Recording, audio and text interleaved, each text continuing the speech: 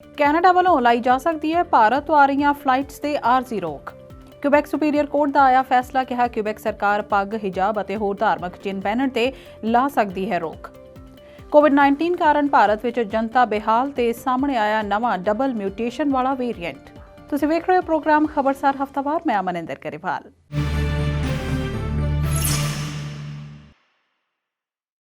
ਭਾਰਤ ਵਿੱਚ ਕੋਵਿਡ-19 ਵਾਇਰਸ ਦੇ ਫਟੇ ਬੰਬ ਨੇ ਸਿਰਫ ਭਾਰਤ ਨੂੰ ਹੀ ਨਹੀਂ, ਸਾਰੀ ਦੁਨੀਆ ਨੂੰ ਹਿਲਾ ਕੇ ਰੱਖ ਦਿੱਤਾ ਹੈ।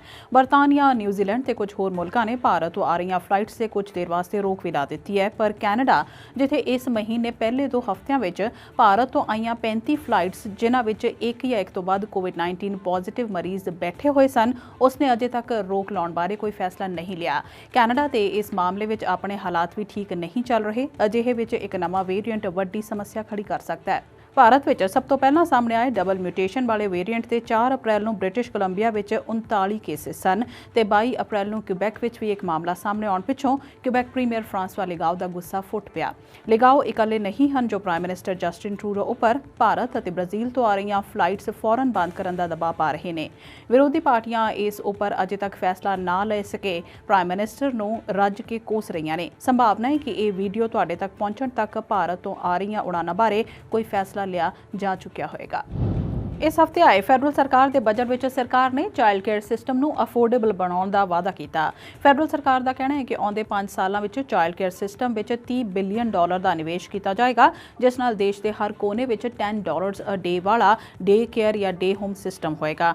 ਅਗਲੇ ਹੀ ਸਾਲ ਮਾਪਿਆਂ ਨੂੰ ਚਾਈਲਡ ਕੇਅਰ ਅਤੇ ਡੇ ਹੋਮਸ ਦੀ ਫੀਸ ਵਿੱਚ 50% ਦੀ ਕਮੀ ਵੀ ਵਿਖਾਈ ਦੇਏਗੀ। ਇਹ ਵਾਅਦਾ ਫੈਡਰਲ ਸਰਕਾਰ ਨੇ ਕਰ ਤਾਂ ਦਿੱਤਾ, ਪਰ ਅਲਬਰਟਾ ਸਮੇਤ 3 ਸੂਬਿਆਂ ਨੇ ਪਹਿਲਾਂ ਹੀ ਕਹਿ ਦਿੱਤਾ ਹੈ ਕਿ ਜੇ ਡੇ ਕੇਅਰ ਸੈਂਟਰਜ਼ ਇੰਨੇ ਸਸਤੇ ਕਰਨੇ ਨੇ ਤਾਂ ਸਾਡੇ ਤੋਂ ਕਿਸੇ ਖਰਚੇ ਦੀ ਉਮੀਦ ਨਾ ਕੀਤੀ ਜਾਏ, ਫੈਡਰਲ ਸਰਕਾਰ ਹੀ ਸਾਰਾ ਖਰਚਾ ਚੁੱਕੇ।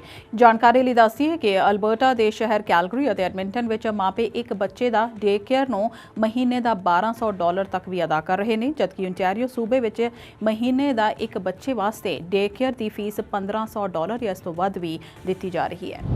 ਕਿਊਬੈਕ ਸੁਪੀਰੀਅਰ ਕੋਰਟ ਨੇ ਇਸ ਹਫ਼ਤੇ ਆਪਣੇ ਫੈਸਲੇ ਵਿੱਚ ਕਿਹਾ ਕਿ ਕਿਊਬੈਕ ਦਾ ਸੈਕੂਲਰਿਜ਼ਮ ਲਾਅ ਹਰ ਲਿਹਾਜ਼ ਨਾਲ ਸੰਵਿਧਾਨਕ ਹੈ, ਜਿਸ ਤਹਿਤ ਕਿਊਬੈਕ ਦੀ ਸਰਕਾਰ ਨੇ ਲੋਕਾਂ ਤੇ ਕੰਮ ਵਾਲੀਆਂ ਕਈ ਥਾਵਾਂ ਤੇ ਧਾਰਮਿਕ ਸਿੰਬਲ ਜਾਂ ਚਿੰਨ੍ਹ ਪਹਿਨਣ ਤੇ ਰੋਕ ਲਾਈ ਹੋਈ ਹੈ।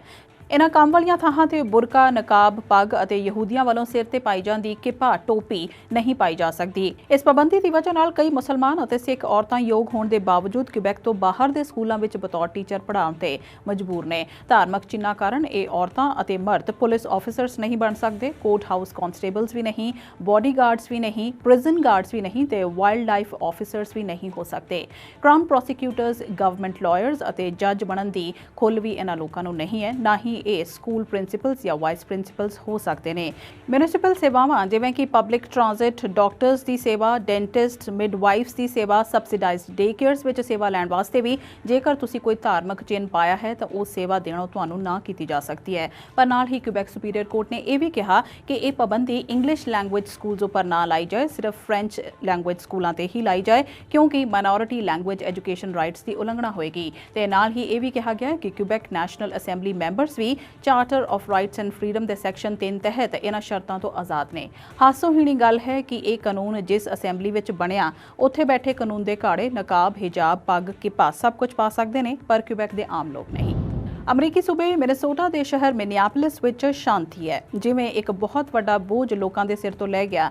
ਲੰਘੇ ਮੰਗਲਵਾਰ ਫੈਸਲਾ ਆ ਗਿਆ ਕਿ ਸਾਬਕਾ ਮਿਨੀਐਪੋਲਿਸ ਪੁਲਿਸ ਅਧਿਕਾਰੀ ਡੈਰਿਕ ਸ਼ੌਵਨ ਨੇ ਹੀ ਕਾਲੇ ਮੂਲ ਦੇ ਅਮਰੀਕੀ ਜਾਰਜ ਫਲੋਇਡ ਦੀ ਜਾਨ ਲਈ।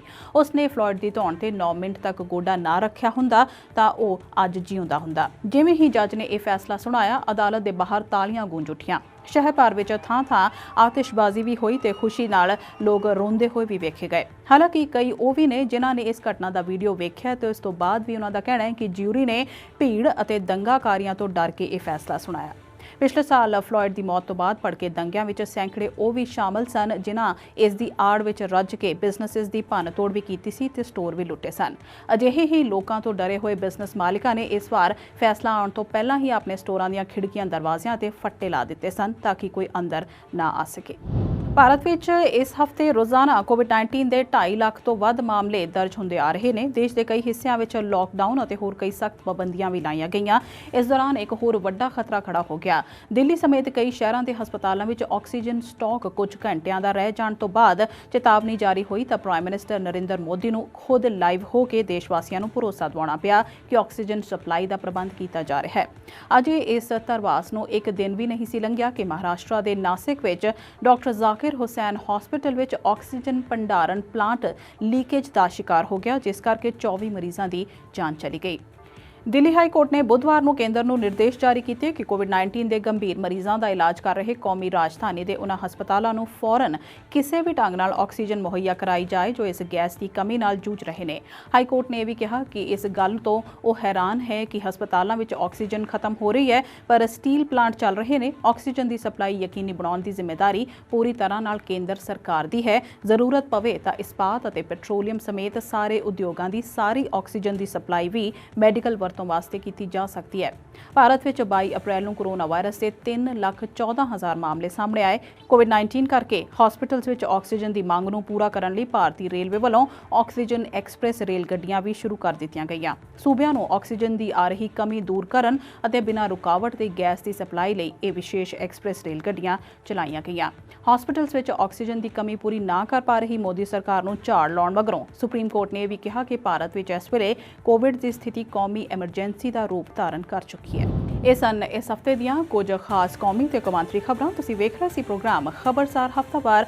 ਮਨਿੰਦਰ ਨੂੰ ਦਿਓ ਇਜਾਜ਼ਤ।